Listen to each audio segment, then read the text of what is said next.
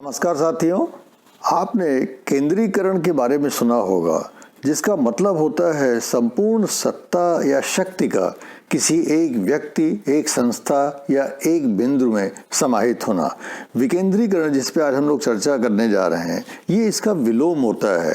अर्थात जब संपूर्ण सत्ता या शक्ति अनेक व्यक्तियों में, अनेक संस्थाओं में या अनेक बिंदुओं पे वितरित होती है, विभाजित होती है, विभक्त होती है, तो ऐसी व्यवस्था को विकेंद्रीकृत व्यवस्था कहते हैं। यदि इसको हम यूँ समझें कि जो राजतंत्रीय व्यवस्थाएं होती हैं, जिसमें एक राजा होता है, उसमें सारी शक्तियां केंद्रित होती हैं। इसी प्रकार से जो अधिनायकवादी व्यवस्था होती है, वो केंद्रीकृत व्यवस्था होती है, क्योंकि उसमें अधिनायक में सारी शक्तियां केंद्रित होती हैं। फांसीवाद, नाजीवाद या अन्य जो टोटलिटेरियन डिक्टेटोरियल आइडियोलॉजीज हैं, व्यवस्थाएं हैं, वो इसके प्रतिमान है, वो इसके उदाहरण हो सकते हैं। लेकिन लोकतंत्र की जब हम बात करते हैं, तो लोकतंत्र में हमको एक विकेंद्रीकृत व्यवस्था दिखाई देती है। लोकतंत्र में जब हम सरकार की बात करते हैं, तो किसी एक व्यक्ति या एक संस्था में या कुछ लोगों में शक्तियां समाहित नहीं होती हैं, बल्कि कम से कम सरकार के 3 अंग होते हैं: व्यवस्थापिका, कार्यपालिका और न्यायपालिका। और इस प्रकार से विकेंद्रीकरण का पहला स्वरूप हमको लोकतंत्र में दिखाई देता है, जहां पे कि शक्तियां कम से कम 3 संस्थाओं में विभक्त कर दी जाती हैं। लेकिन एक चीज को ध्यान में रखने की जरूरत है कि जब भी विकेंद्रीकरण की बात होती है, तो विकेंद्रीकरण एक इंस्टीट्यूशनल अरेंजमेंट है, अर्थात एक संस्थागत व्यवस्था है, जिसमें कि सत्ता को संविधान के द्वारा विभिन्न संस्थाओं में बांट दिया जाता है। ऐसा नहीं है कि कोई व्यक्ति कृपा करके किसी संस्था को शक्ति देता है। वो कानूनन वो शक्तियां, वो अधिकार, वो तमाम संस्थाओं को, व्यक्तियों को मिलते हैं, जिसका प्रयोग राज्य कर सकता है, एक संप्रभु कर सकता है। तो इससे शेयरिंग ऑफ पावर होती है। अर्थात आप देख रहे हैं कि जब एक ही व्यक्ति प्रयोग करेगा सत्ता का, शक्ति का, तो शेयरिंग नहीं होती है। लेकिन विकेंद्रीकृत व्यवस्था में शेयरिंग होती है पावर की। बहुत सारी जो सबऑर्डिनेट इंस्टीट्यूशंस होते हैं, सबऑर्डिनेट संस्थाएं होती हैं, उनको भी सत्ता में सहभागिता प्राप्त होती है। तो ये लोकतंत्र की या विकेंद्रीकृत व्यवस्थाओं की एक खास बात है कि जो नीचे की संस्थाएं हैं, छोटी संस्थाएं हैं, छोटे जो इंस्टीट्यूशंस हैं, वहां पे भी कानूनन सत्ता समाहित होती है। और इस प्रकार से जो लोअर इंस्टीट्यूशंस होती हैं, जो निचली संस्थाएं होती हैं, जो राज्य से नीचे की हैं, छोटी की हैं, वो भी स्वायत्तता महसूस करती हैं कि उनके पास भी कुछ शक्ति है, जिनका वो स्वयं ही प्रयोग कर सकती हैं। उसके लिए उन्हें किसी से आदेश लेने की आवश्यकता नहीं है। आप संघीय जो व्यवस्था होती है, जिस पे हम लोग चर्चा कर चुके हैं, या पंचायत राज संस्थाएं जो आप देखते हैं, पंचायतें हैं, म्युनिसिपैलिटी है, ये सब क्या है? ये सब भी एक प्रकार के डिसेंट्रलाइज सिस्टम, क्या विकेंद्रीकृत व्यवस्थाएं। क्योंकि जब एकात्मक सरकार होती है, तो एकात्मक सरकार में एक ही सरकार होती है, वो पूरे राज्य के बिहाफ पे शक्तियों का प्रयोग करती है। लेकिन जब उसी शक्तियों को केंद्र और राज्य में बंटवारा कर दिया जाता है, अर्थात संघीय व्यवस्था हो जाती है, तो वो एक प्रकार से डिसेंट्रलाइज सिस्टम का, विकेंद्रीकृत व्यवस्था का स्वरूप हमारे सामने प्रस्तुत करती है। और जब से पंचायती राज संस्थाएं हमारे देश में आई हैं 73rd और 74th अमेंडमेंट से 1992 से, तब तक हमने देखा कि ये विकेंद्रीकृत व्यवस्था का स्वरूप और संवैधानिक हो गया है। तो अच्छा, दूसरी चीज ये भी समझनी है कि ये जो विकेंद्रीकरण है, ये राजनीतिक विकेंद्रीकरण की जिसकी हमने चर्चा की, लेकिन इसका स्वरूप एडमिनिस्ट्रेटिव भी होता है। अर्थात जो संगठन होते हैं, प्रशासकीय जो संगठन होते हैं, उन संगठनों में भी अगर सत्ता एक व्यक्ति के अंदर पूरी समाहित है, वो केंद्रीकृत व्यवस्था होती है। लेकिन अगर कानूनन नियमतः सत्ता या शक्ति को संगठन में अनेक लोगों में, अनेक घटकों में विभाजित कर दिया जाता है, तो एक प्रकार से वो डिसेंट्रलाइज सिस्टम कहा जाता है। तो डिसेंट्रलाइजेशन में आप देख रहे हैं कि पावर का कंजेशन कर दिया जाता है, डीकंसंट्रेशन कर दिया जाता है, और एक केंद्रीय लेवल पे या एक व्यक्ति में या एक बिंदु पर संकीर्ण होने के बजाय वो पूरे डिस्पर्स होता है पूरे ऑर्गेनाइजेशन में।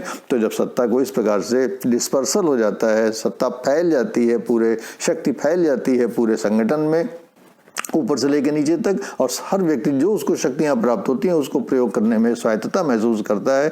तो ऐसी व्यवस्था को हम लोग डिसेंट्रलाइज्ड पॉलिटिकल सिस्टम या डिसेंट्रलाइज्ड एडमिनिस्ट्रेटिव सिस्टम, विकेंद्रीकृत राजनीतिक व्यवस्था या विकेंद्रीकृत प्रशासकीय व्यवस्था बोलते हैं।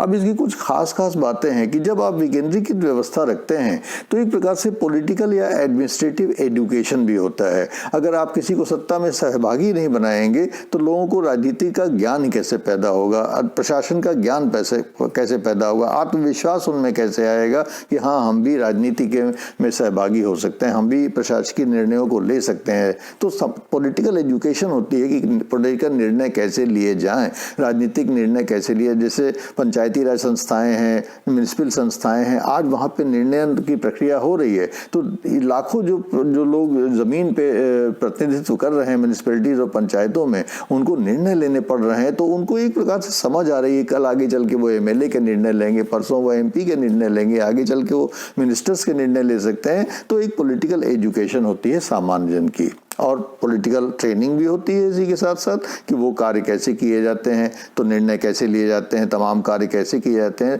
तो अगर किसी व्यक्ति पे आप जिम्मेदारी डालते हैं तो चाहे भले ही उसको सीखने में वक्त लगे, लेकिन धीरे धीरे वो उसको सीख जाता है। और इससे एक प्रकार से संगठन में आप देखें कि एक प्रकार की स्थायित्व भी आता है कि ऐसा नहीं कि कोई एक आदमी संगठन से माइनस हो गया तो दूसरा आदमी उस काम को करने के लिए है ही नहीं। बहुत सारे लोग होते हैं जो कि, तो एक प्रकार से पॉलिटिकल स्टेबिलिटी या एडमिनिस्ट्रेटिव स्टेबिलिटी भी बनी रहती है, और आपस में एक अच्छी सी हार्मनी भी बनती है पूरे संगठन में। सब लोग एक दूसरे को रिस्पेक्ट भी करते हैं और सब लोग एक दूसरे से मेल जोल भी रखते हैं।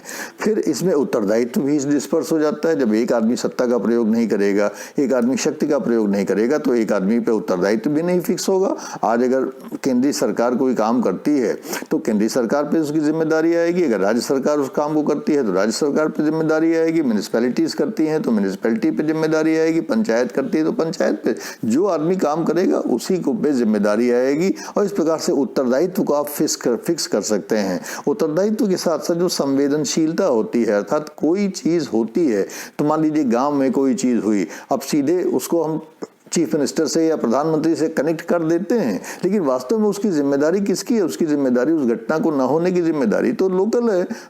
पूरे प्रदेश का जो प्रशासन देख रहा है या पूरे देश का प्रशासन देख रहा है, जिम्मेदार आप उसको कर दीजिए, लेकिन एक्चुअली जो जिम्मेदारी होती है वो किसकी है? जो जमीन पे वहाँ पे उस व्यवस्था को देख रहा है, प्रशासकीय व्यवस्था को देख रहा है, राजनीतिक व्यवस्था को देख रहा है। और इससे डिसीजन मेकिंग में तेजी आती है, अर्थात किसी को सेंट्रल से ऑर्डर नहीं लेना पड़ता है। जमीन पे जो मौके पे अधिकारी हैं, जो मौके पे लोग हैं जिनको कि ये शक्ति प्राप्त है कि वो इस संबंध में कोई निर्णय ले सकें, वो त्वरित निर्णय लेते हैं। तो डिसीजन मेकिंग बहुत क्विक हो जाता है और इससे लोगों को बड़ी राहत मिलती है कि उनको किसी को वेट नहीं करना पड़ता है। तो ये तमाम इसकी अच्छाइयाँ डिसेंट्रलाइज सिस्टम की मानी जाती हैं। जॉन स्टुअर्ट मिल और डी टॉक्विली, इन लोगों ने तो एक प्रकार से इसको बहुत ही अच्छा माना था और कहा था कि भाई इससे एक तो जो पॉलिटिकल पावर है वो पूरे व्यवस्था में, पूरे समाज में फैल जाती है, डिस्पर्स हो जाती है, और जिससे कि शक्तियों पे स्वतः ही अंकुश लग जाता है, अर्थात कोई अधिनायक बन ही नहीं सकता लोकतंत्र में।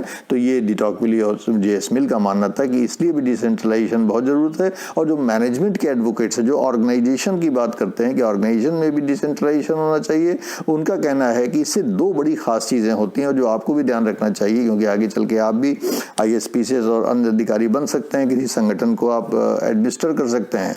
तो इसमें दो एडवांटेजेस होते हैं डिसेंट्रलाइजेशन से।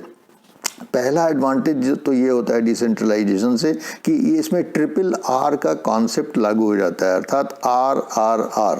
पहला R रिप्रेजेंटेटिव, दूसरा R रिस्पॉन्सिव और तीसरा R रिस्पॉन्सिबल। अर्थात जो भी संगठन प्रशासकीय बनता है उसमें अगर आप डिसेंट्रलाइज सिस्टम करते हैं तो लोगों को प्रतिनिधित्वात्मक होने की भावना आती है, अर्थात कि सभी के हित उसमें सुरक्षित हैं, सभी लोगों के हित रिप्रेजेंटेड हैं। और दूसरा, ये ज़्यादा उत्तरदायी और संवेदनशील हो जाता है इस प्रकार का संगठन जिसमें कि डिसेंट्रलाइजेशन होता है। अन्यथा अगर एक ही व्यक्ति पे सारे अधिकार हैं सारे, तो सब लोग हाथ जोड़ के खड़े हो जाते हैं कि जी हमसे क्या मतलब, वो तो जाइए आप उनसे पूछिए। लेकिन अगर सबको शक्तियां वितरित हैं तो सभी लोग उसमें एक सहयोगी हैं, और इसलिए जो जिम्मेदारी का एलिमेंट है, उत्तरदायित्व का एलिमेंट है, सब में बढ़ जाता है और संवेदनशीलता भी सबकी बढ़ जाती है। सबको लगता है कि ये हमारी जिम्मेदारी है, हमसे ये गलती ना हो जाए, और सबको ये भी भाव होता है कि हमको भी संगठन में, प्रशासन में सहभागी या प्रतिनिधित्व प्राप्त है।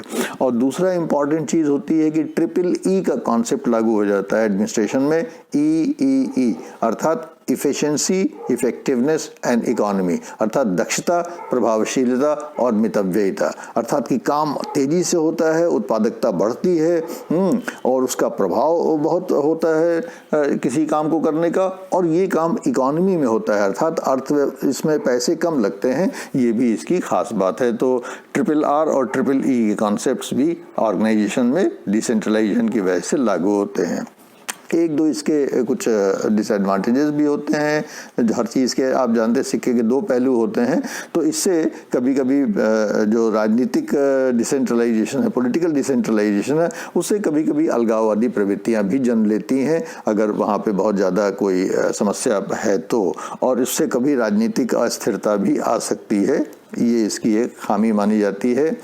और कभी कभी पावर को लोकल एलीट्स जो है कैप्चर करने की कोशिश करते हैं, लेकिन कुल मिला के अगर देखा जाए तो डेमोक्रेसी में डिसेंट्रलाइजेशन में जो एडवांटेजेस हैं वो ज़्यादा हैं, और एक लॉन्ग टर्म अगर हम प्लानिंग करके चलें और लोगों को पॉलिटिकल एजुकेशन जो प्राप्त होती है उससे एक पूरी मैच्योरिटी आती है जनता में, इलेक्ट्रेट में, और आगे चल के चाहे वो व्यवस्था पॉलिटिकल डेमोक्रेसी हो और चाहे वो व्यवस्था डिसेंट्रलाइज्ड एडमिनिस्ट्रेटिव सिस्टम हो, दोनों को एक प्रकार से लाभ मिलता है और वो लाभ धीरे से जनता को ही अंत में जाके पास होता है। इसलिए आजकल जितनी भी व्यवस्थाएं हैं उसमें कंसंट्रेशन एक सीमा तक ही होता है, सेंट्रलाइजेशन या केंद्रीकरण एक सीमा तक ही होता है। कोशिश ये की जाती है कि अधिक से अधिक डिसेंट्रलाइजेशन हो सके।